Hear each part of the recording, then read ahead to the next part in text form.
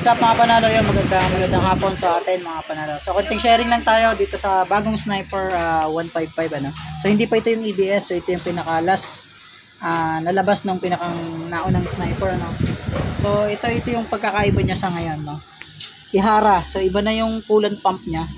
So kung mapapansin niyo, may nasiraan dati tayo pinadala ng ganito. Hindi nagkaigi yung pinadala natin. Kasi gaya ng sabi niya, dalawa na yung impeller bearing nito sa loob. Saka mapapansin yung ibang-iba na talaga siya. Ito pa guys, yung tornilyo dito, dapat dalawang ganito kahaba yan. Pero ngayon, ito na yung nakuha ko, ganito na kahaba.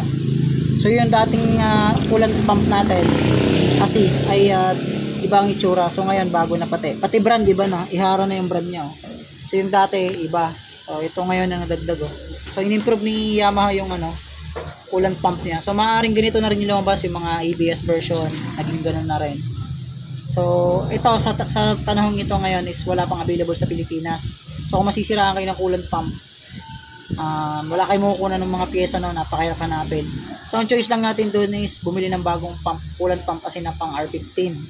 Yun yung solusyon, ano? Tapos ganito ba? So hindi natin mapapalitan yung kanyang tornilyo dito, bali babalik lang natin. So dati ganito lang kaiksi lahat ng tornilyo. Ngayon ganito na, ang haba na, ayan ganyan kahaba na. So masasuggest ko lang sa inyo, hindi naman dahil sa may binibenta kami mga radiator. Kung gusto niyo ma-save agad yung coolant pump kasi nyo, kasi pag long term ito ang bumibigay agad gawa ng sobrang init ng makina natin. Magpalit kayo agad ng radiator na malaki. Ayun yung radiator na malaki.